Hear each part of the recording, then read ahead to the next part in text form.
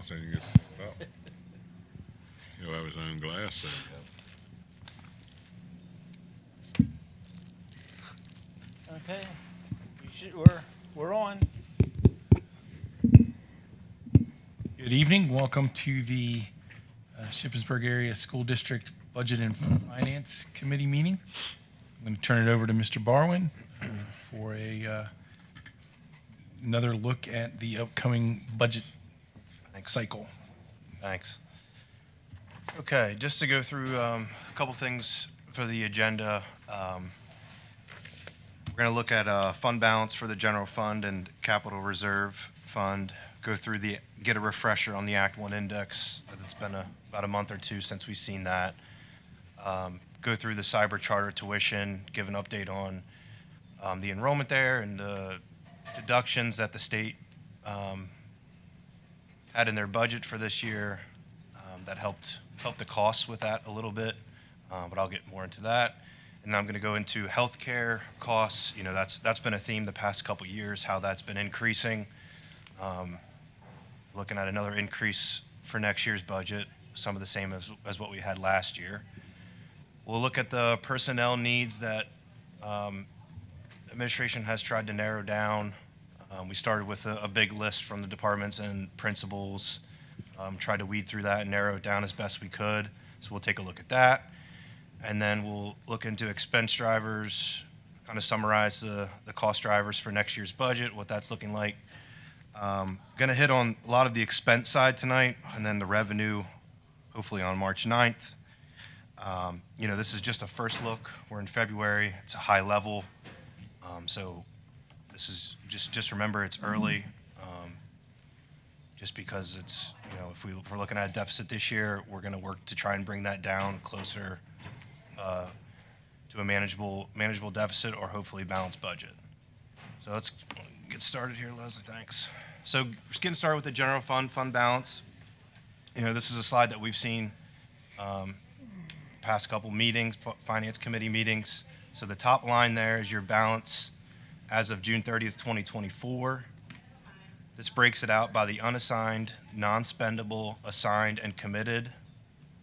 Your unassigned is basically your savings. It's not assigned to anything right now. And right now we have 2.3 million sitting in there. Non-spendable, we have nothing in there. The assigned is just earmarked for certain expenses that we intend to use for those purposes. Those can be moved around if needed. Those probably do need an update when the next audit is complete here. We're looking at probably August, September timeframe.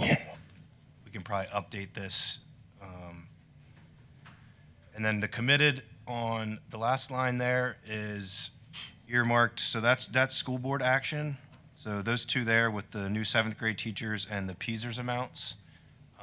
When you put something in committed, that's done by the board. So we have $300,000 for 7th grade teachers and 1.7 for PSERS set aside. That can be changed too, but again, that would need board action on that portion. So if we move all the way over to the right for the totals, you can see at the top there last year we were at 17.2. Balance as of June 30th, 2025, if we go all the way down, is 16.7 million. If you remember the audit presentation and back in December when we were talking, we had about a $442,000 deficit from 2024 to 2025. Now a lot of that, just a reminder, was due to the James Byrd roof being done, which was to the tune of 1.4 million, and that was taken out of fund balance. So if we didn't have that, we would have been to the good. But because we're spending fund balance on some capital projects, we had a deficit last year. And I'll hit on the bottom there. So another thing about the unassigned is your savings. The state allows you to have up to 8% of your total budget in that column. So this year's 25-26 budget is 75.1 million. So that means we'd be able to have over a little bit of $6 million in the unassigned column. We only have 2.3 sitting in there. And I think it's important to note, you know, as we move forward, as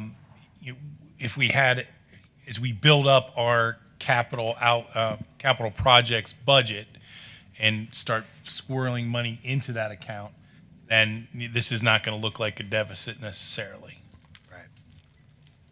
Right. The hope is if we ever have surpluses moving forward, that we would move that, if we go to the next slide, we'd move that over to a capital projects reserve fund, where we can use this fund to have debt, we can pay debt service out of this fund, and we can do our capital improvements and projects. So every time we have a capital, every time we do our summer projects, we're not pulling from the general fund balance. We have this capital projects reserve fund that we're pulling from instead, it's more designed for those types of projects, not the general fund. So this capital projects reserve fund, we have a balance as of July 1 of $258,000. There's small interest earnings throughout, year to date. I think this is through December. And then the budgeted transfer that we put in the budget last year to move $200,000 from the general fund over to capital projects is also in there. So we have a balance as of January 1, 2026, $460,859. Two questions. One, the $300,000 for new seventh grade teachers. So Yep. that's set aside. Right. Have those positions been hired, or are those positions in the operating budget? Can this 300,000 Yep. shifted someplace? Yep. So it was designated for $300,000 a year. So this is the last year of that. Okay. So that'll come off of the fund balance next year as of July 1. Okay. And then as far as the capital projects reserve fund, Yep. the 460,000, is that considered able to be used for reoccurring maintenance or projects that need one-time funds for Right. one-time projects? Usually you want to use this for one-time projects, not for reoccurring. Yep. You want to use your general fund budget for reoccurring expenses. Try and limit these to just one-time expenses. And the ultimate goal is to get ahead of our capital projects so that as we're funding this capital is growing. But right now we're trying, we're still kind of in, for lack of a better word, cleanup mode, like maintenance mode to get us, to get our systems where they need to be, certain, hard, infrastructure stuff that needs to get done. But ultimately, that's the goal, is to clear off these projects and continue to fund that so it grows, so that we can get and out in front of things and replace them, before end of life when they become crisis. Question for you: the general fund balance versus the capital projects reserve fund, Yeah. are they both drawing the same amount of interest in both of those accounts, or is one drawing more than the other? So it's pretty similar. I would say the general fund balance, so we use a couple different banks. We use Orrstown, and then we use what's called Pislaf and Pliget. And those allow, yeah, I know, they're funny names. Hey, from Hogsworth?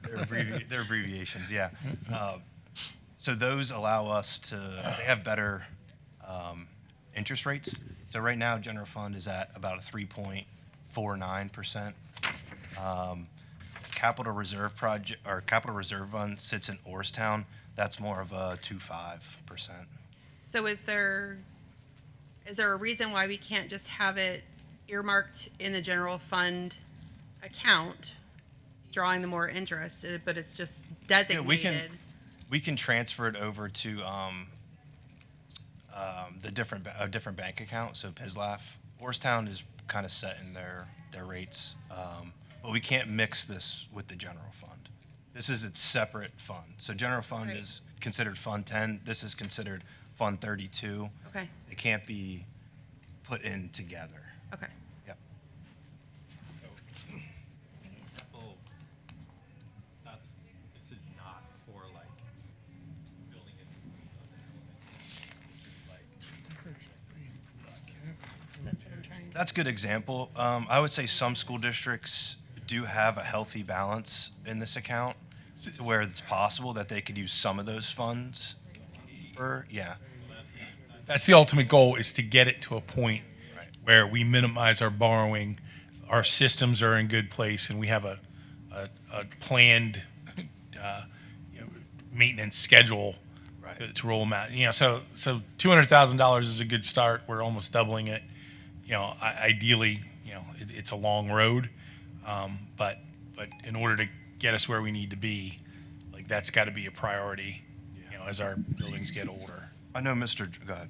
So the idea is it saves us some interest on a big borrow because Yep. for lack of a better word, we have a bigger down payment. Potentially, but also, as things like the pool and those lifespans come to an end, we're positioned to deal with them in a more intentional way. Is there a list of the capital needs Yes. as far as those one-time expenses?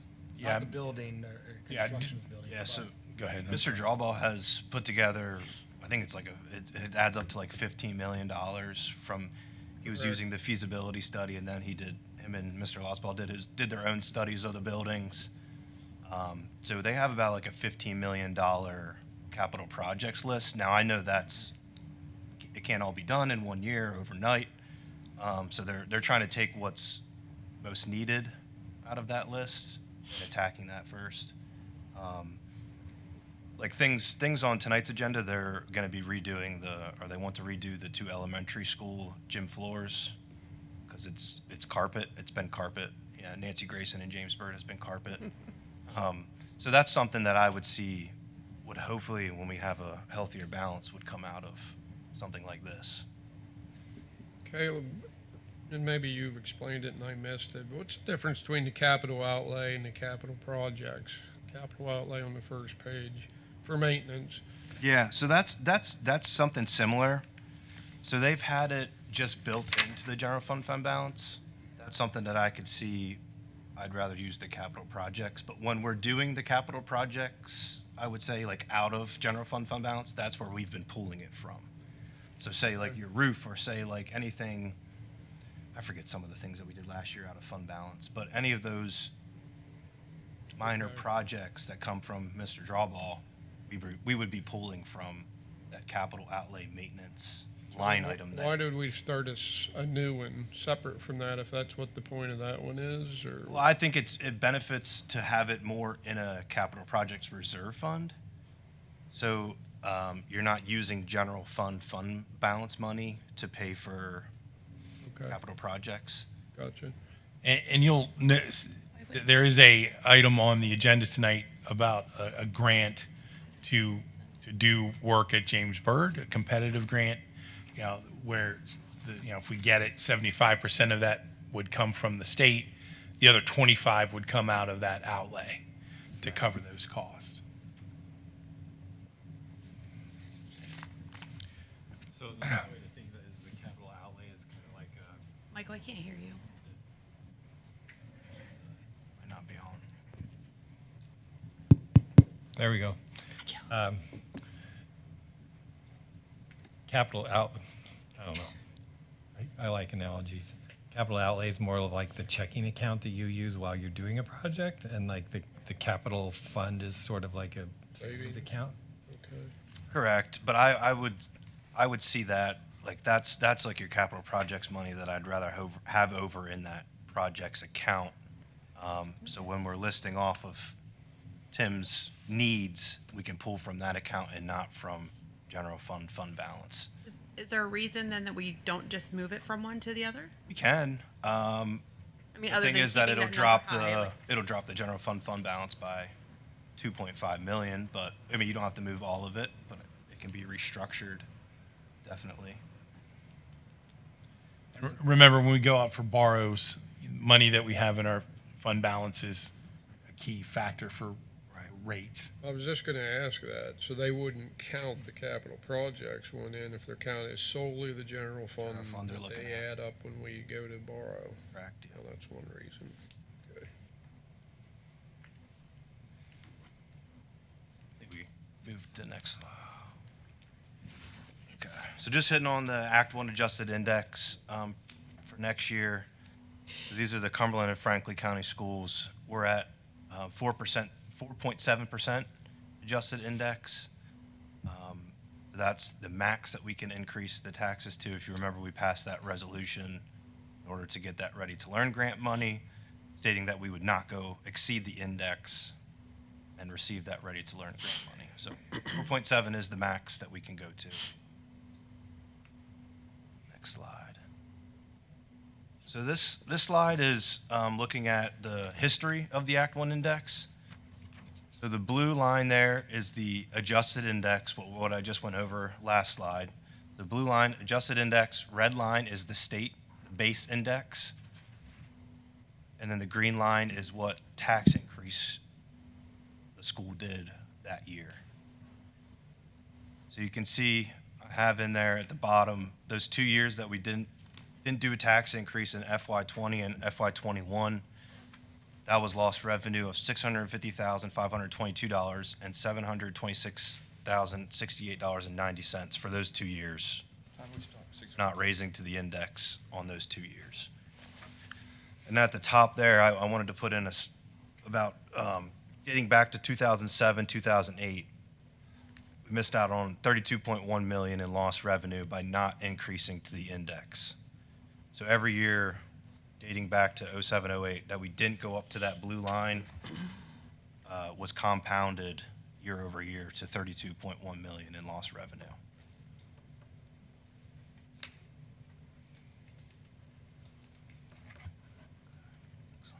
Not per year, but Right. Compounded, right. And So everywhere that green line's below is, leaking oil, right. for the adding to that 32.1 million. And you can see like we're playing a little bit of catch up to the index now from having those 2 zeros in there, and the ESSER money falling off. We've had to play a little bit of catch up, definitely. Okay, so looking at expenditures by object, the graph up there, and it's hard to see a little bit, but wages and benefits make up about 67% of our total budget. 5 or 6% right now is your debt payments / transfers to capital projects, and then the other 27% is operational expenses. So I want to highlight there that debt service at 6%, we're not really paying 6%. As you know, we have budgeted a flat debt service limit. So you can see at the 900 level, if you look at that, that's our actual debt payments. You can see we've been budgeting 25, 26, we budgeted a little over $4 million. So that includes debt service and then our 200,000 capital projects payment too. But we've been budgeting way higher for debt service than our actual payments, basically paying ourselves back, the hope of that. And also looking into the future, projects are going to need done, so we already have that built into the budget, where we won't need to add a significant amount because we already have that number in the budget. I see schools in the area, they usually fluctuate around that 8 to 10% mark for the debt service. We're at 6%, so we're definitely below. Looking at some of these objects, one that hits look at right now is the tuition. So that's our object 500 I'm going to hit on. So that's our tuition to cyber charters, non-pubs, and transportation, which have increased a large amount the past couple of years. And I don't see it really slowing down at this point. Even with the state's deductions, it still hinders our budget greatly. And then I would just point out too, the 200 level, our benefits.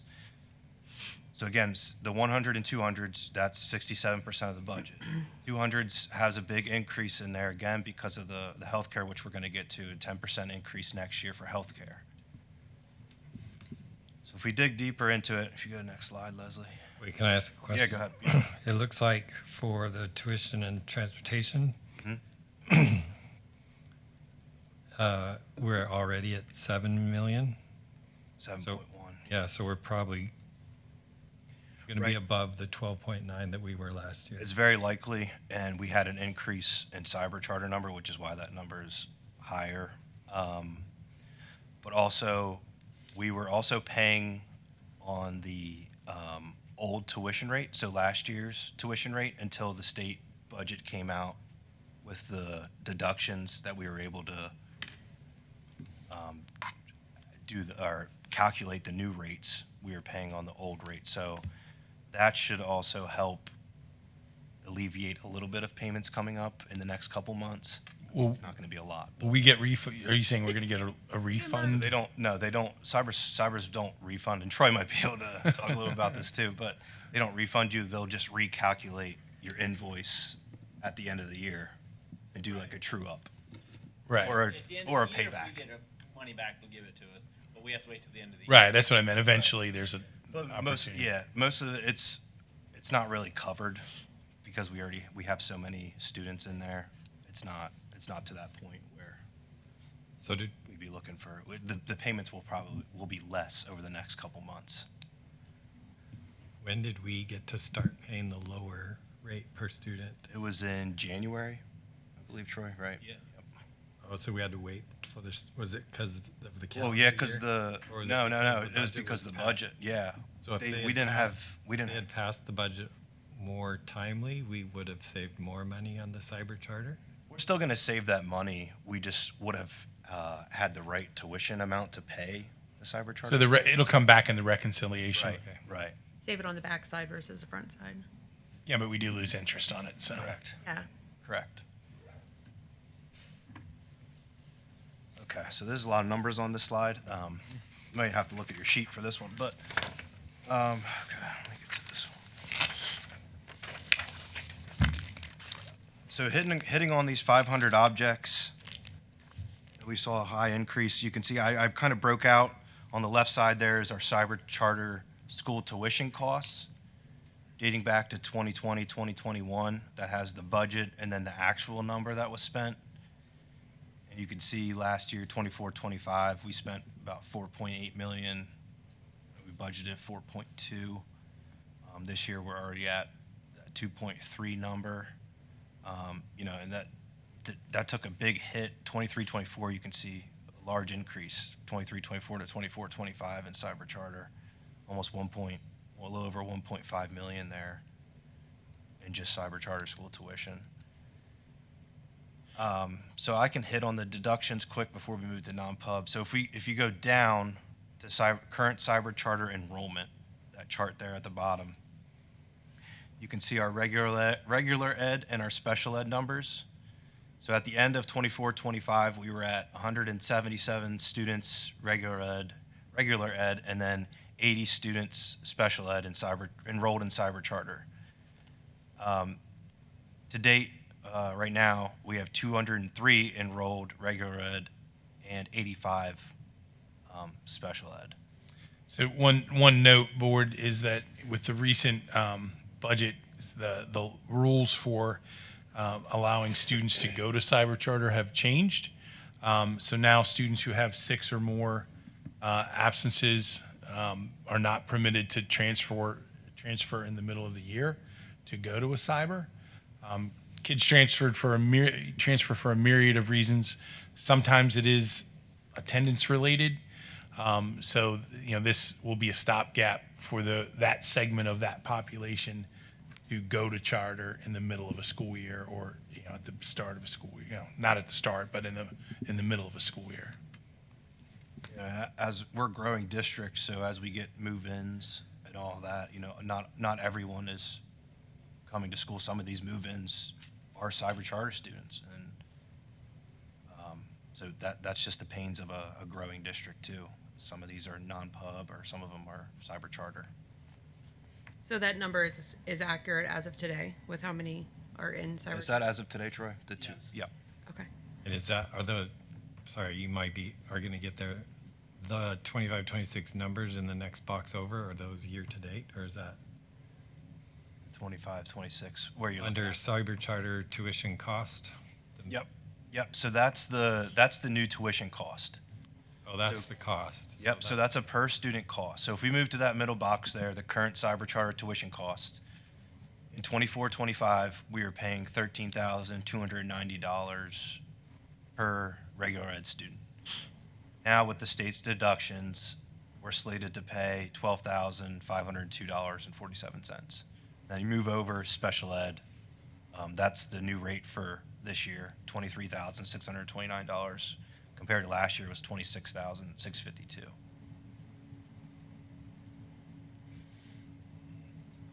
Troy, help me understand as well. That's regardless of the disability, right? Correct. Okay, so speech costs us $23,000. Right. And some of the deductions that were taken into account, we were able to deduct for any expenses related to tax collection. We were able to deduct 60% of operation and maintenance costs. And any students enrolled in cyber, we could remove off the ADM number. So that's some of the deductions that the state put into place, which is why our tuition number dropped per student. Tuition cost. And I assume, I say this every year, but I think it's worth saying that cyber charters are in the habit of getting as many of the students that come to them a special ed diagnosis of some variety so that they can charge that higher rate. There's certainly a financial motivation to do that. Yeah. Okay. I can't speak to whether Yeah, I know. their practices. I wouldn't want to slander them, but there's certainly. It's okay to slander. Mr. August, do we have an understanding of like, so from 24-25 to 25-26, there's 26 kids that have left and gone to cyber charter, Unless they were move-ins. unless they were move-ins, right? Is there an understanding of the ones that have left and gone to cyber charter, like what the reason is? Is that a question that we ask when they make that decision? Chance to ask, we just get a thing from the cyber charter, hey, this kid's enrolling here now. So there's not really like a conversation at all? I wouldn't say that that's always the case, Ms. Warner. Like often, if there's, attendance issues or there's, discipline issues or there's other, conflicts, sometimes it's work related, sometimes it's flexible. So there's a myriad of reasons. Often, I believe our counselors are having those conversations in some of those cases, but to Dr. Stevens' points, sometimes we just get an enrollment form. Mm-hmm. Do we have an understanding of how many are leaving because of bullying at all? No, that's not, nothing that we could quantify. There's no sheet or tally list of that. Right, but if there's conversation from, let's say, like parent, concerned about a student that's being bullied with the administrator of a school, parent decides to pull kid out. We don't track that. We don't, there's no system to track that.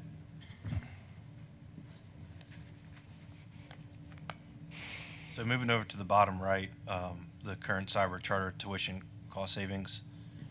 So I took the current numbers for 25-26 of our enrollment, and then multiplied that, the rate last year and then the deduction rate. So it's estimated that we would, save about $416,000 because of these state deductions off of what we paid on last year's rate. That's for the current fiscal year? Correct. Yep. Yeah, based on those rates and the number of students currently enrolled, we would have been paying $416,000 more. Now, those numbers do fluctuate pretty often, so. Okay. I just put a chart in here about cyber charter school expense. In a graph form, so you can see about $3.7 million increase since dating back to 2017. You can see the spikes, when COVID kind of hit, and then we had a huge increase in 24, 25. Okay, next slide, Leslie. This is another slide I like to put in there about on our expense side. So special ed expenses is the yellow line on this chart, and then the orange line is our subsidy money that we get for the state, so special ed subsidy money. And you can see the yellow line, how we've been on an incline over the past few years because of our spiked special ed enrollment, and costs going up. You can see how the subsidy money has not followed suit. It's kind of just remained flat from the state. They do have $50 million in their budget for next year. That's probably, it's going to equate to, I think, a little over $200,000 for Shippensburg, if that goes through. So there's really no bright spot coming on the subsidy side from the state for special ed funding.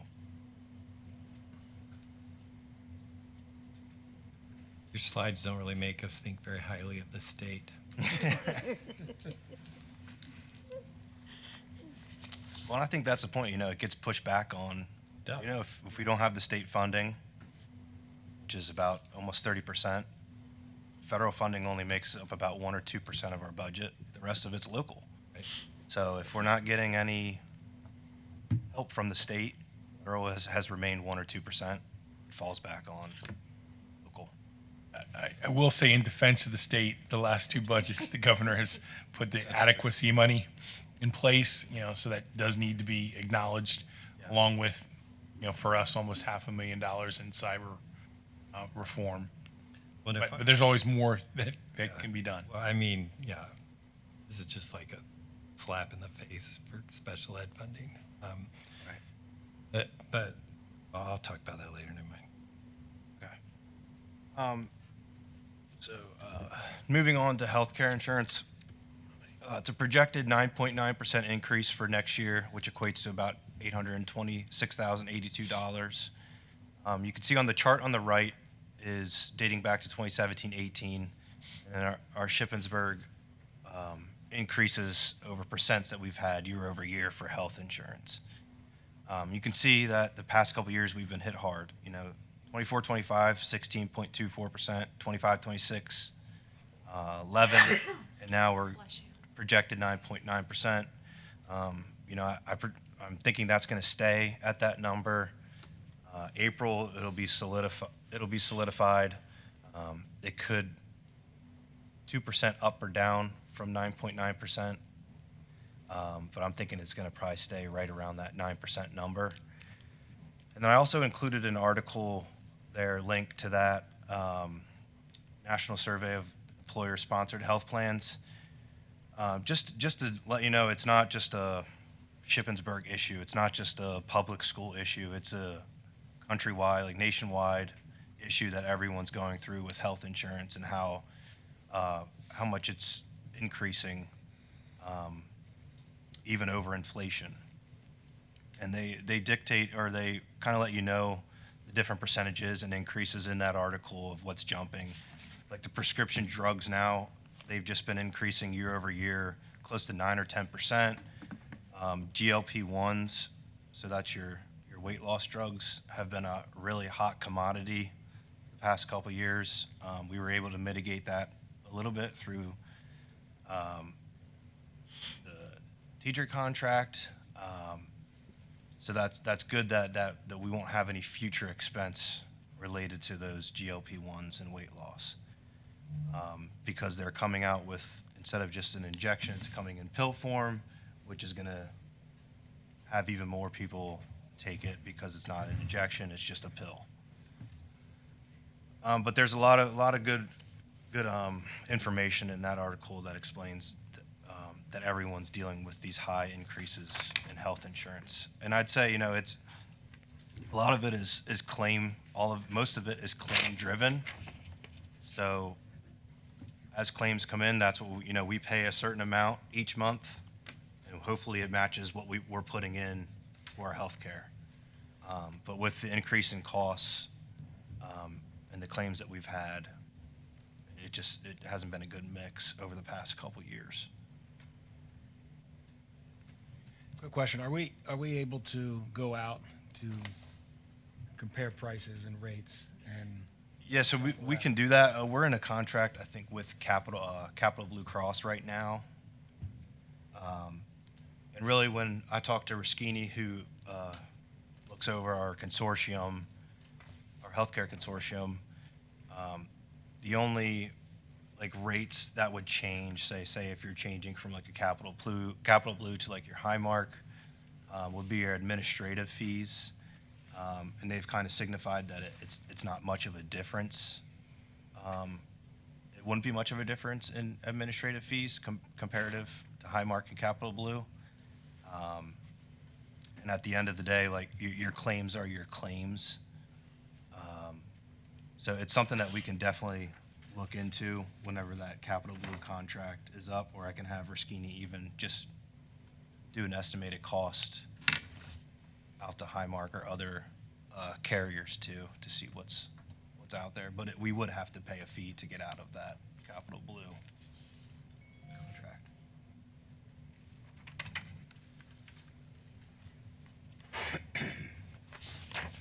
So hitting on Pezer's employer contribution rate. So this is a part of that benefits object line item.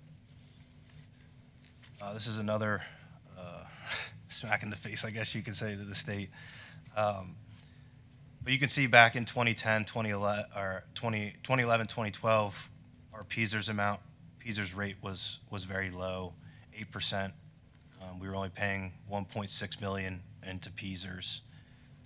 You can see the high increases that we've had since then. I mean, it jumped, what, 4%, 4%, 5%, 4%. Now it's been hovering over this 34%, 35% mark. You know, and as salaries increase, so does this amount. You know, it's a percentage of the salary that we contribute to Pezer's. So you can see that we're slated to pay in this year's budget 9.3 million, and how that's increased year over year. And What caused that significant of an increase? I believe that's glad you asked. I mean, it looks like a roller coaster. Like, It's going up. It was actually, Dr. Lyman he knows about it too, but it was an accounting error on Pezer's side. So the state, so this is the state's. Okay, I gotta sit back for this one. Yeah. So this is the state's retirement system. So all of our teachers and staff and everybody who are part of that system, and across the whole state, during the pandemic, they botched it and they lost a ton of money. And so where we used to pay 5% for our teachers' retirement, or less than 5% back in 02, 03, now we're paying 34. So they messed it up. They lost a ton of money. And then instead of taking responsibility for it, they just shifted it all to the local districts so that they don't have to raise taxes, but now we do because we have these huge expenses. So now we're paying 30% of our teachers and staff's retirement instead of 5%, because the state totally messed up there. So during the financial crisis of 08, 09, 10, they lost a ton of money, and they just shifted that back onto us, on local school districts. And of course, then it never goes backwards. So that was going to be my question. Right. Is there any indication that that's ever going to go down? Right. Yeah, Gallagher, they have their insurance company. They have actuaries, and they studied, and in 10 years they're projected to start going down to like the teens. Okay. And further. But that was during PASBO had an update on this too. And in that 10-year window, they were saying like, don't count on it, don't hold your breath, type of thing. Like, don't count on that to happen in 10 years. That's crazy. Right. And so, like, there's a level of hypocrisy here, because legislators at the state level will say, you know, we're not going to raise taxes. We don't want to raise your taxes. But in some ways, they're just shifting it back on us so that we have to be the bad guys to raise taxes. Right. And then they can say to their constituents, like, we're not raising your taxes. But in some ways, Shell game. they are making us raise taxes. Love the shell game. Right. They changed. They have updated a lot with Pezer's. It's not what it used to be. So like if you're an aspiring teacher or someone getting into education, like the Pezer's system is not, like the retirement that you're to get is not what it was like 10 years ago. Wow. Okay. I'm telling you, Caleb's slides don't make you think highly of the state. It's just facts and numbers. It's not like he's intentionally doing this. Okay. So moving on to the personnel list for next year. I'll preface this by saying that we started with the meetings with the principals and the departments. We started with a list of 35. And this is narrowed down to what we have on the screen. Those 35 positions were going to cost to the tune of $3.4 million. So we've narrowed that list down to what's on the screen for a total cost of $637,000. I don't know. So it's part of the budget process, but also part of the building goals process. Each building principal does a state of the building address, for lack of a better word, to the administrative team, highlighting a myriad of things from academic performance and other important full school functions. As part of that process, they're asked what resources they need. So they generate a list of everything that they would hope to have for their building, and are given an opportunity to kind of like explain the prioritization of that. The district office team then sits and from their priorities tries to reprioritize down to a list that is manageable. As a growing district, this is something we would love to get out of this business, but again, some of it is catch up for when we didn't add personnel at various times in the past, but also keeping up with the needs that we're faced with currently. So this is the list that was prioritized from those meetings, and also serving other priorities that have already been communicated to the district and other departments. So definitely not a complete list, but each one of these is a major decision, but it is becoming imperative that we address these areas to be able to function effectively and to meet our students' needs. So question about a couple things. One, 35 positions. Are we able to see the list of what all of those were? Because that's going to help us and also Yep. the public know, like, this is what we're going without, and we can afford this much. Yeah, we can absolutely share that out at some point. It can be overwhelming, and it gets really kind of like like a somewhat turf warish of like which priority are you going to satisfy. So that's why it's done as a team at the district office first level to say, we've heard everyone, and we have a look at the system. So yeah, we can absolutely share that list out, and even speak to why these are on the priority list. So as we go through these budget meetings, right? So these positions are listed here. Or is what happens next is these positions get added to the budget, so they're considered approved, or as part of the whole budget, or are these something that the board will then approve individually as adding these So positions? in the past, the personnel list has been shared with the board, and that number's been the amount to cover those has been put into the budget, and then the budget has been approved.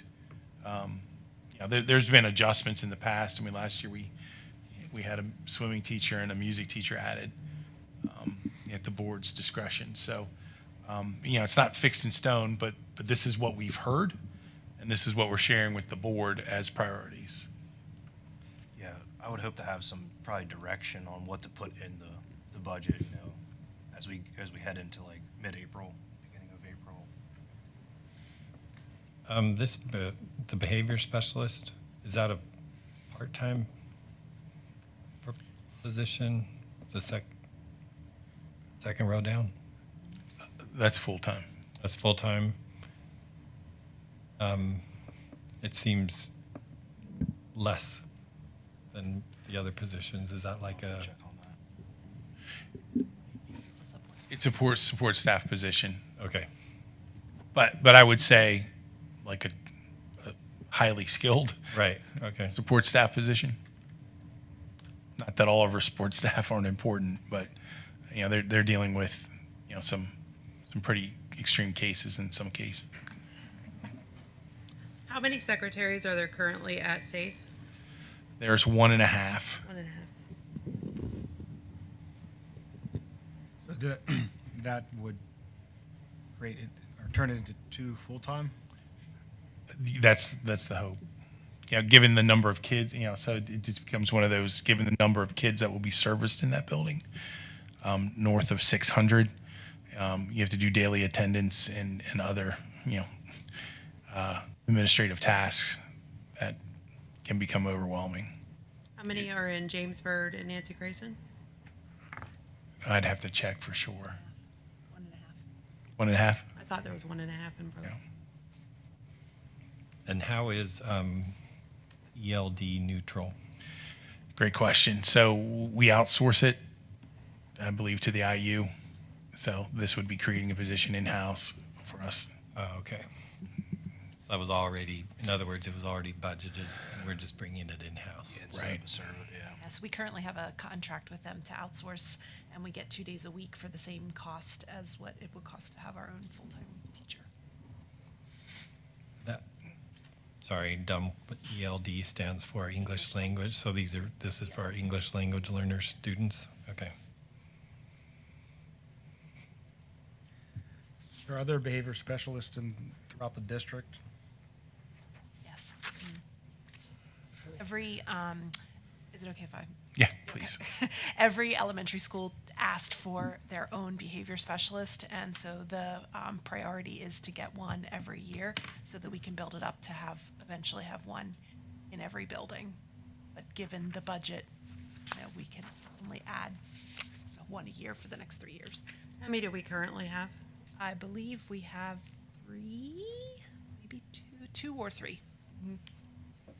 Because we have RBTs, and then we also have other behavior specialists. So some are teachers and some are. That's what I'm trying to differentiate in my and mind. Some are, so we might only have 2. Thought there was 2. Yeah.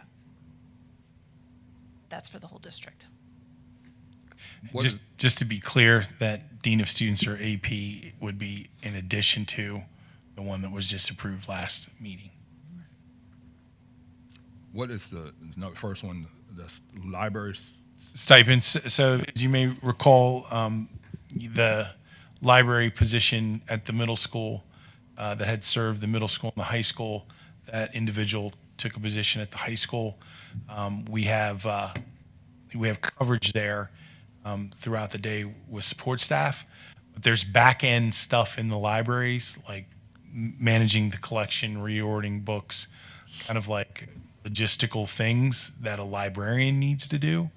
So this would be almost like on the coaching kind of side, extra duty side, to have one of our current librarians take over managing those collections and keeping the library refreshed and up to date. So what's their excuse me, what's going to be the availability to the students? So this is back end stuff, Mr. Scott. This is the libraries are open in both buildings. This is what happens when a book's damaged, what happens when we need to reorder a book, what happens with maintaining the library. So the aides that are in there now are not librarians and they're not trained to do that. So this is a need to maintain those collections, and be purging and reordering books, something that the aides there currently, cannot do. What about the needs of the student? If they want to take a book out or in the junior high, or what, are they going to be a library? So all the students have access to the library in both buildings. But they can't take it out unless a librarian. No, they can. This is at the end of the year, Fred. Just think of it like at the end of the year when you kind of have to like clean up the library and get ready for the next year. That's what these positions would do for the high school and the middle school. But during the year, is there going to be a librarian or somebody in the school, librarian in every junior high and senior high for the kids, especially the middle school? 'Cause I've heard from teachers and kids in the middle school that there's only 50 minutes a day devoted to the library because the other one's at the high school. Is that going to change? So we don't have a full-time librarian. Like last year we had Mr. Burkholder, who was split between the high school and the middle school as the librarian. And then opposite that was an aide who allowed kids to check out books and access books. So that's the primary role of the support staff, is to help kids get books out of the library. That's what I was wondering. Yeah, Mr. Burkholder went to a position at the high school. We covered them then with just aides to allow students to check out books, but the management of the library outside of that process needs support. I understand the library stipends. I understand that you're going to do something else that pays for it. But I mean, there would be stipends to the library. We have librarians that give the stipends. But if somebody, So we have librarians we have people with library certificates. For example, Mr. Burkholder could potentially be one of the people that gets the stipend to come in on his own time, additional, like a coach after hours, to take care of managing the library collection and other, logistical things that need to get done. so bottom line is, right now, if a middle school student wants to go to the library and check out a book, they'd be able to anytime, during any time. So not anytime, but they do have scheduled time But I to mean, be in there. What scheduled time? How much is that?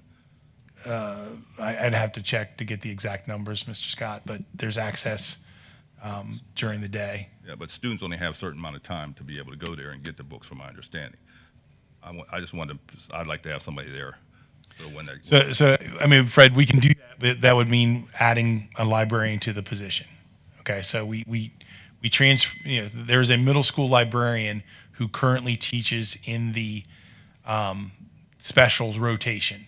So as the numbers grow at the middle school, just like we added specialists to the elementary school, as those numbers come through, there needs to be more spots for kids to have specials. So a new special that is taught in the library was created to allow for more slots for kids to have specials. Okay, so in order to do that, we took that position, and when Mr. Burkholder went to the high school position, we retooled that to be in the specials rotations. Okay, so that meant that the library access was being run by support staff aides. Okay, so this supports the libraries more in terms of managing the collection and doing the things that the aides can't. Okay, we got a long ways to go on this, but Listen, I'd love to have it, Fred. I would, but I mean, the middle school is the most important part to me, that they go through education. They need to have access to. I don't like to read, but there's kids out there that love reading, and they only got a short amount of time to get a book, and we don't make that available, and we're just letting the child down. Yeah, if the board directs me to put a librarian on that list, I mean, we can do it. But I'd like to look at it if can. Okay. But I like the possibility there. yeah, absolutely. What do we have as far as librarians go in elementary? Do each of them have their own? Are they shared between buildings? So they're shared between buildings. Between which ones? Is there one for the 3 buildings, or actually 4? Blues, No, there's so G Blues has their own. right? I believe we have 2 elementary librarians that go between the buildings. Perhaps 3. I'd have to look it up, Miss Moore. I don't have that off the top of my head. Do you know how many we have? Dr. Donut, do you know? 3. Thank you. So there's 3 between Grayson, Bird, and Zace? Are they part-time or full-time? But they also teach library class. Right. Yeah. So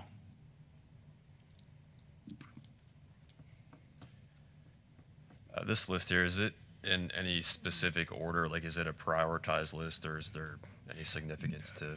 No, this is the priority list.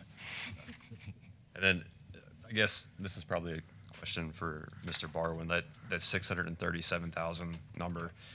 I mean, is that the absolute max, or is there any way for us to squeeze like an extra position or two? Yeah, so that's where I was holding my limit at. As we move into the next month or two, I think that becomes more visible as to what we can do with this list.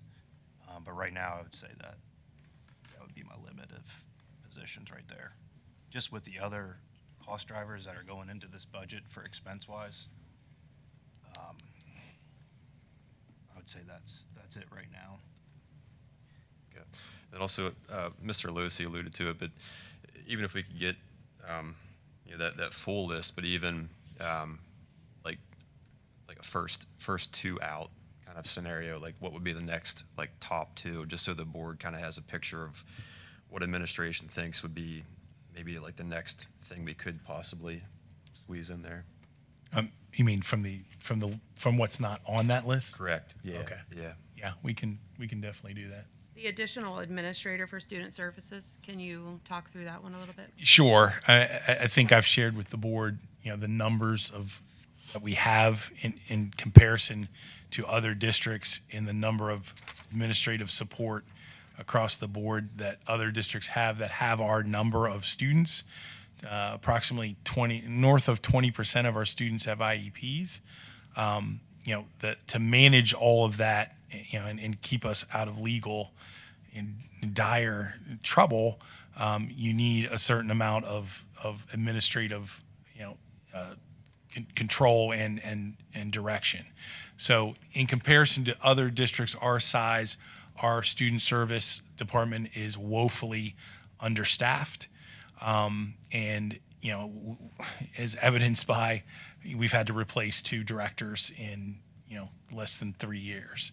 So in order to make sure that department has the support that it needs, it's a priority to me that we have another additional administrator there. That's a department that, as that population grew and became more complex, we did not really add the supports at the administrative level to be able to deal with just the sheer numbers number of meetings they need to attend to, problems they need to solve, placements they have to deal with, due process hearings they have to go to, trainings they have to run. It is those 2 folks are hopping all the time. And so, to my mind, and we'll be in legal jeopardy if that collapses or, something drops. There will be a financial cost to it. So this doesn't guarantee that won't happen, but it certainly, to my mind, gives that department, a boost that it desperately needs. So additional question. So we currently have a director, an assistant director. So how is this role going to be diversified from like the other assistant? Like, yeah. So responsibility-wise? yeah, that gives us then to be able to divide out programs. Right. Between special ed and student services, which are 2 different things. Right now it's really kind of sitting under one house. The story I'd like to share is, when Mr. Eastman left, he said, I don't want to leave, but in my new job, I'm going to be running 8 programs. Right now I'm running 28 programs. Right. So, even with an additional person, if you do the division of that, it's still a full-time job. So we currently outsource, if I remember correctly, to, I can't remember, there's a person that does our like IEP something or other. It's a contract. Caleb, you're like, Yeah, I think it's Allison Huber. yes, that's exactly what it is. So are we planning on keeping that in addition if we add an administrator? We have a restructure plan, Okay. so I can share that at any time. Yeah, I think that would be helpful for us to see The student what that looks services like. department, so, yeah. Be great. Thank you. Student, just for my own benefit, for the public's benefit, student services includes special ed, and that's where 504s. so IEPs, all that. For us, also like nurses, Nurses are in there, the social workers. counseling, social workers. So that's, Homelessness. so McKinney-Vento and all that stuff. So, I mean, that department is, There's wow. so many things. Yeah. The list is enormous, the number of things. And So there are it's- things that do not live in student services that really should, but do not in this district, like registration, English language development. There are things that we have moved to other places in this district that should be in student services, but they just don't have the capacity. So the structure is in dire need of help. And we have a very well thought out plan to try and get us to where we need to be. And this is just the first step in the Well, and, process. and the point I was going to make is, so these are where some of our biggest and most complicated needs are being tackled in that particular department. And to what Mr. August was sort of hinting at, if we were ever to get into legal trouble, it's probably in that area somewhere. And so it's in our best interest to have it staffed properly. I would say absolutely. I mean, this is something that's been, sitting right there for all 4 years that I've been here. And a huge cost driver. Look at the Yeah. line. I mean, this is our special education budget that went from, in 2018, 2019, below 8 million, and we're up over 12 million. So Is that number, like, I know we're above 20% for special education. Is that a pretty consistent number across the state of Pennsylvania? Like, on average, like above 20% per district? Any way of knowing what that is? I think it's. Or are we a like lot- higher than I think a everyone? lot of districts have seen growth in their special education population. I would say, we may be, depending on identifications, we may be a little bit higher. I don't know that we're like totally out of whack, with our local districts. Where we are out of whack is how we're staffing it. Is there a place that I can look for that information at all that you guys know of? Like on any of the? I mean, it's definitely on the Future Ready Index, but I don't know if you would.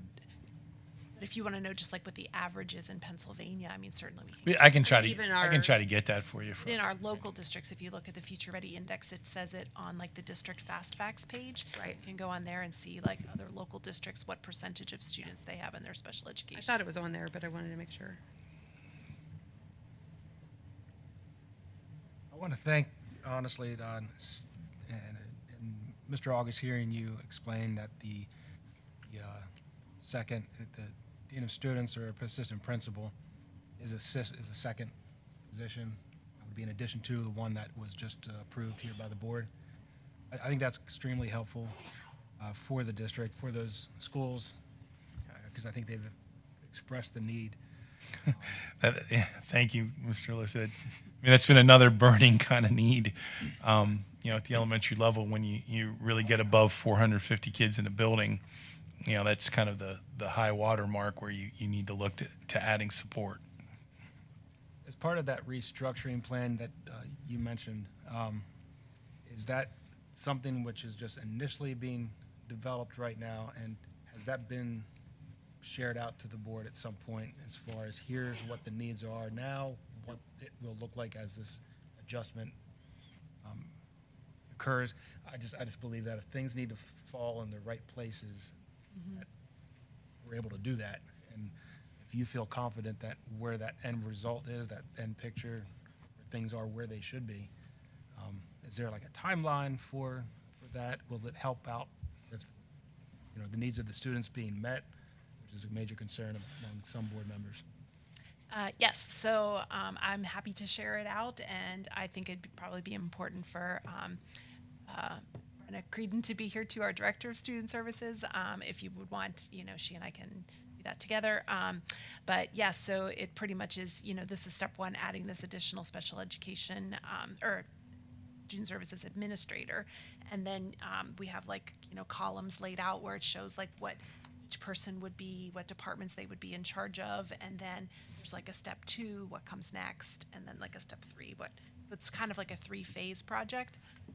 Is there a reason that the name of the department is Student Services and has transitioned away from special education? Mostly just because it's way more than special education. So a lot of the departments that are under student services have nothing to do with special education. But but they're still students who require services. And so, yeah, but they're not necessarily special education. So like we were talking about, our McKinney-Vento students are our homeless population. That has exploded here in Shippensburg over the last several years. And so that's under that umbrella. So it's not special education, but it's a service, for example. Can I ask a question? The student service, you said at Marriott, they have a whole lot of things to do. Does that take away from the special education? No, it's in addition to, I would say. So the fulfillment of the special education. So I'm sorry, Fred, if I think I understand. So the special education teachers are going to deliver the IEP for the student, okay, and along with any necessary supports that a student may need. These are the folks that coordinate that, and make sure that the IEPs are written appropriately and are being fulfilled.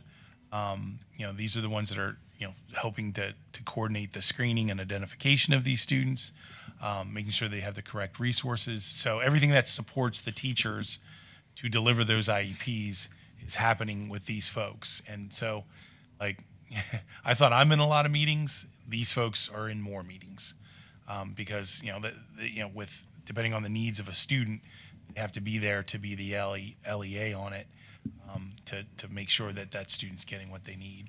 I was just wondering because you say about they got so much to do. I just didn't want to make our special, as you say, the special education is the most vulnerable to and everything. So they're not delivering instruction. Fred, these are the folks.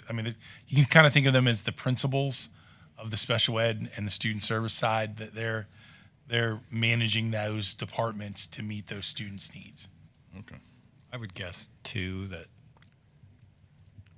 your students don't fit into categories nicely, and there are probably lots of overlaps between, say, your IEP students and your McKinney-Vento students, and so there may be some benefit to having them in the same department because there will be students with multiple needs that don't fit in nice boxes.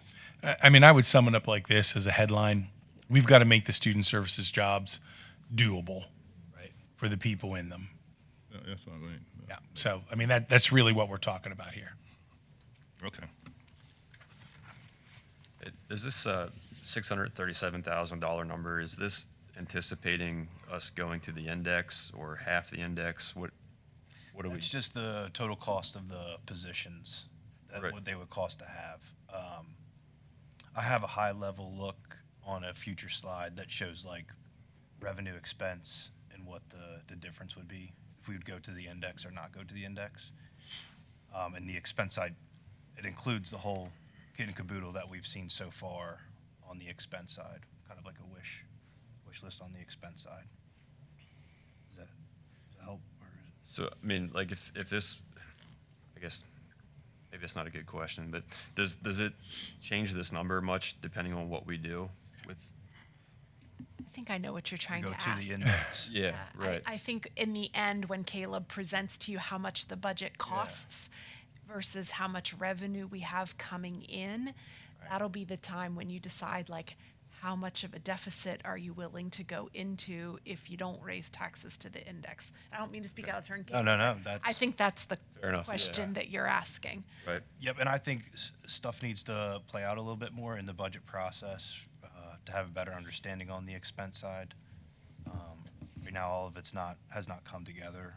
But once we solidify more of those numbers, I think we'll have a better idea if we can fit more of these in.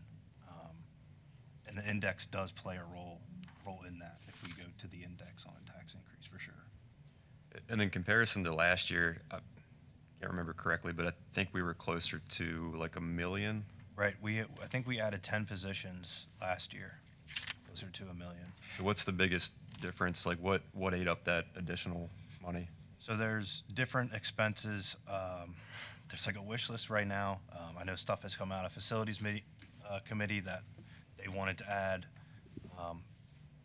$500,000 to the maintenance budget for repairs and equipment that have been just kind of stagnant. That budget has been stagnant the past couple years, or for over a decade. There's also, the talk of increasing the debt service limit. There's that talk of a new facility project coming on. So there's some numbers in there that will increase if we decide to go with that. And then also just the cyber charter, non-pub, and transportation costs that have gone up too. So, I mean, if your question is why is this list smaller than last year, that is because we've tried to prioritize that against the other priorities that we have in the district when it comes to facilities and capital projects and increasing costs. So, And that's kind of what I mean by things play out is like once I think we pick a lane on some of the other items here, it'll be able to help make this budget more visible, more accurate. Yeah, I just think it kind of helps the public even see like, where we're at with this and how it and will evolve. I can tell you, I would love to get to a point where, there's a budget where I'm not adding personnel.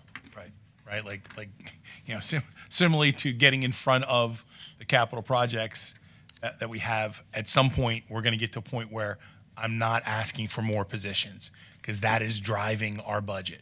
Okay. So, it is with like a slow, deliberate hand that we're putting these on the table because, we cannot add personnel infinitely into the future. But these are the priorities that we have wrestled with to bring forward because we feel, they are structurally, needed. I'd rather add than take away. I'd just rather not add. We done with the personnel list? Any other questions on this? Go here. All right. Hitting on some of the, if you go to the next slide, Leslie, please. So the expense drivers for 26, 27 so far. Increase to healthcare insurance looking like almost a 10% increase. Contractual agreements on salary and benefits. Increased enrollment in the cyber charter, non-pub, transportation, special education costs, and personnel needs. And then this is where I talk about the increase to debt service due to future project, which is on the horizon. Increase to the maintenance budget for repairs and equipment. So this is just a very high level look at it. If you go to the next slide, I'll be able to put numbers. We'll dig deeper into the weeds in March. So these are the scenarios. If we do a 0% tax increase, we're looking at about a $4.2 million deficit.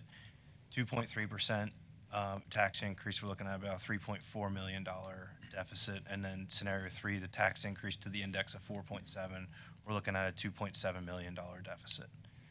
So again, this is just a first look. We're not, this is not the final at all. This is just the whole kit and caboodle on the expenditure side, being very conservative on the revenue side. And we'll dig deeper into these in March. And sharpen our pencil on the expense side and hopefully bring that number down. So if I remember from last year, our projected deficit was 1.5, I think, or 1.2. Yeah, And when so- you add in that debt service, remember we pay back ourselves. Yeah. And so the reality what's on this third slide here, the 442. It was a 400. Yep, So Because of a roof. and the roof. Right. Because of a roof. because of a roof. Yes. So we were actually, I'm pretending I'm Nathan Goetz right now. I mean, every year this seems to happen. Nathan Goetz says this every year that somehow, the sky is falling. We're going to have a huge deficit. But then stuff happens. The governor had a decent budget, even though it was super late, and we ended up not as bad as we thought we would. Right.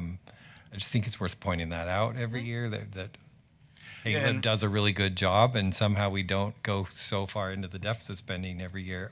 And other things, there are other factors I know, but I just want to sort of put out that sort of optimistic look, even though this looks bad. I mean, this looks like a deficit now. It doesn't seem to ever quite Right. work out that way. And I would say, the revenue side, like you said, the state side is really hard to predict. you don't know if they're going to come in with $1. And they've thankfully come in with that ready-to-learn adequacy money, which was 1.2 million, that helped those deficit numbers, with increases also to basic ed and special ed funding. So it's very hard to budget for any number when they're not having any information out there by the time we have to pass our proposed budget in April and our final in the beginning of June, and they delay their budget through the next year until December. And I would just point out that, up and down the valley, one local school district superintendent told me they had an $8 million deficit. Another one told me they had a $10 million deficit at this stage of the budget process. Okay, so, just understand it is not unique to Shippensburg in the valley that is growing. I was just putting together some numbers, on the Cumberland County side, second fastest growing county in the state. That has an impact on schools and the costs that drive us. Well, and two, when you don't know, there's, warehouses that are on the horizon. We still haven't figured out those couple yet to know whether, that's On the gonna be- Cumberland County side, right? The yeah. Franklin County side, we figured out those Correct. Yep. they didn't change hands, so there's no transfer money coming into the district for those. Yeah. If anyone would like to buy them, we would strongly encourage you to do so. You're right. But things like that, I mean, that to Michael's point, that kind of like helps our situation going into it, in one place and landing in a very different place. At the end of the day, we have been fortunate the last few years. All of it does seem a bit tenuous, almost by design. But this is again the first pass, with a look at the budget. It's mainly a compliment to our business managers, current and past, that have budgeted very conservatively, and it seems to pay off in the long run. And I don't understand how they magically can predict the future as well as they can. So props to you, Caleb. Question about the debt service, the $866,000, is that what is currently our debt service, or is that difference between what was our flat debt service and what we're paying now? Yeah, that's the amount that we pay back to ourselves. So that's what we get back. That's like the middle ground of what we're budgeting in overage compared to what we're actually paying. Yep. And as we forecast potential projects, this amount will shrink eventually to zero, and then a decision will be made, do we need to borrow more to build more? Correct. I think the next slide, I'll kind of dig into that a little bit. So this is I know it's hard to read. You probably better read it on your sheet there that you got in front of you. So we're in the early stages of talking about this project addition to the intermediate. That would potential borrowing of $30 million is what PFM ran for us. So that would be $10 million in October of 2026, $10 million in the March of 2027, and then I believe the next $10 million would be later in that year, 2028. And it's laid out, so the blue column there is what we would pay on the first $10 million, yellow column is the next $10 million, and then that pinkish red column is the last of that $10 million. Now, this is just very high level. No decision has been made. No lane has been picked. This is just a very high level look at a $30 million project and what it would do to our debt service budget line item. So if we shift all the way over to column 13, the new total local effort, in 2026 there, you can see the number 2.4 million. So that's this year's amount. You can see it increases a little bit the following year as that first 10 million hits. We would have a first payment there. And then it increases over the next few years, and it hits a tipping point of, I think, a little over 4.8 million. And then goes back down slightly, but it stays around that number for the next 20 years. And that phrase, debt service, was based off of what was being paid on debt before we had it all paid off, what is that dollar amount? Say that again? Say it again. What was the debt service that we were paying? Because we wanted It's the 2.4 million right now is what we're paying currently this year.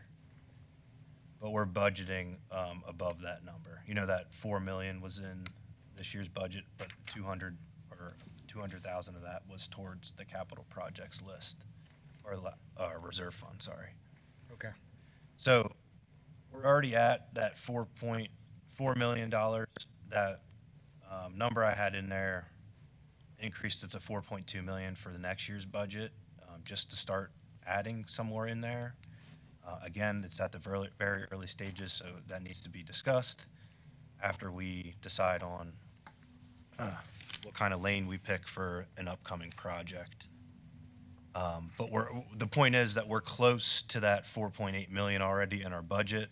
Problem is that we wouldn't have that buffer anymore.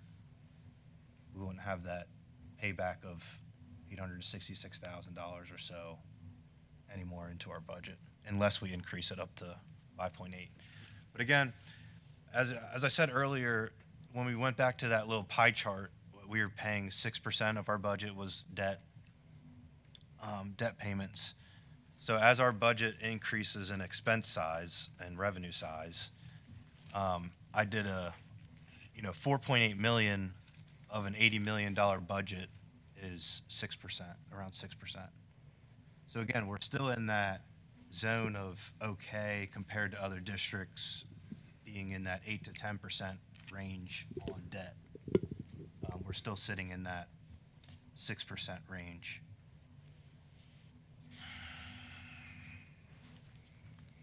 And again, it might not be 30 million, it could be 20. But that's where we kind of need some direction over the next few months, what to do with this.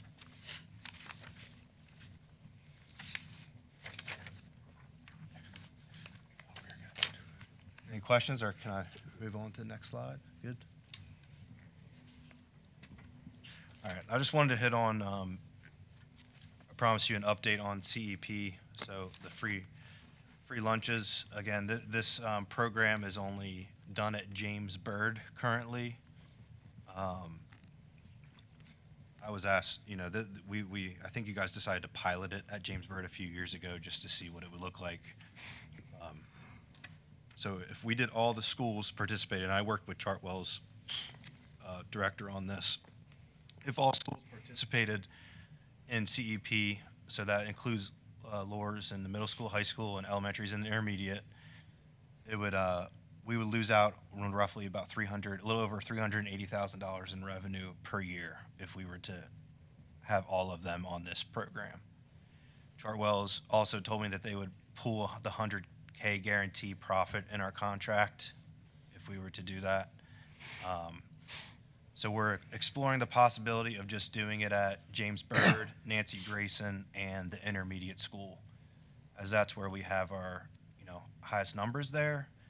It also wouldn't affect our a la carte sales that we do at the middle school and high school. So I just wanted to give an update on that. I'll provide another one in March. But I don't think all schools participating in it would be the best avenue to pick on this. Where's the state money at? I wish the state would come in for free lunches like they did free breakfasts. I really think they should. But Excuse me, the state only supplies breakfast, they don't supply lunch. they went to universal free breakfast a couple years ago. Yeah. Yep. They don't do Do lunches. universal free lunch, no.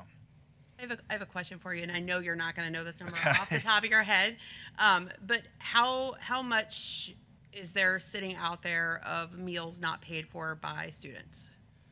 Oh man, I have to get the debt line item. It's hefty. I think so. It's been calculating every year. I think it's over 150,000 now. I'd have to get a better number for you, more solidified number. I mean, I would love if we could do free lunches for everybody, but I'm also aware of reality. This is a nice step. I mean, and and I also know that our greatest needs and our largest population of students who qualify for free and reduced lunches are at the elementary school level. So it makes sense to put our resources where we get the biggest bang for our buck. And if I still had an elementary school age kid and I didn't have to pack him a lunch every day, that'd make me pretty happy.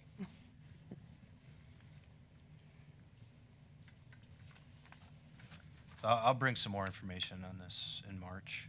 On CEP, I'll stay on top of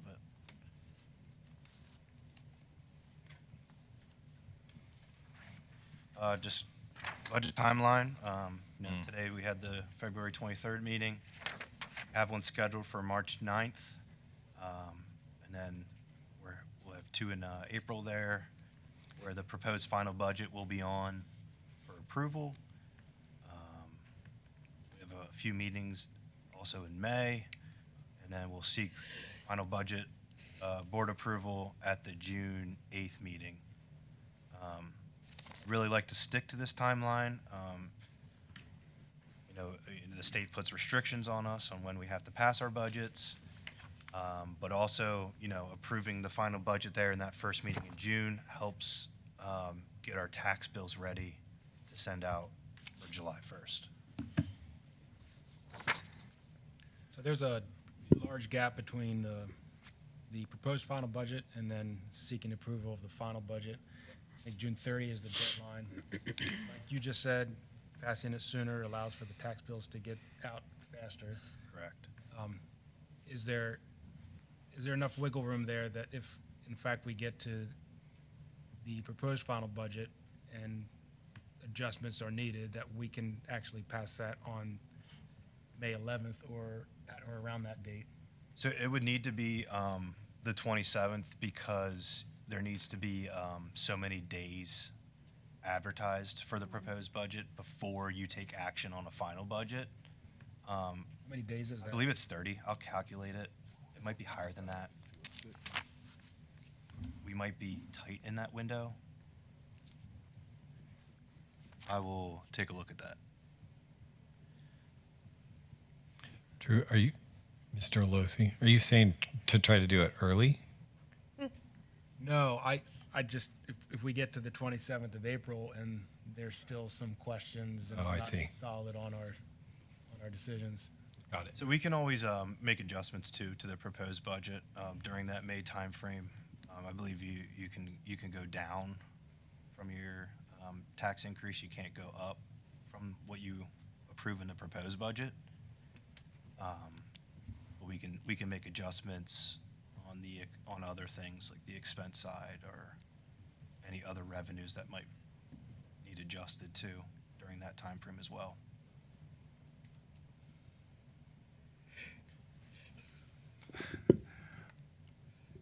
Are there any other questions on the budget at this Get me point? yawn. He yawns, I yawn. That was the fastest hour and 40 minutes we've ever had. So, No, thank you, Caleb. thank you, Caleb. All right, we'll take a quick 5-minute break and then we'll come back for the planning and action meeting.